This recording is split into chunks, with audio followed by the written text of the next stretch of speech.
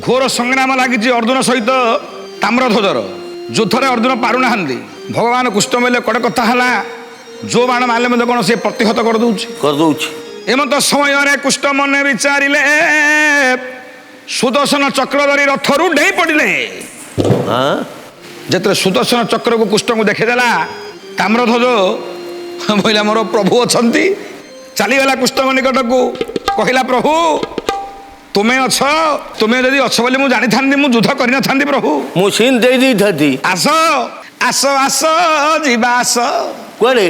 ମୋର ପିତାଙ୍କ ପାଖକୁ ଆସ, ହେ ଆସ ଆସ ଯିବା ଆସ।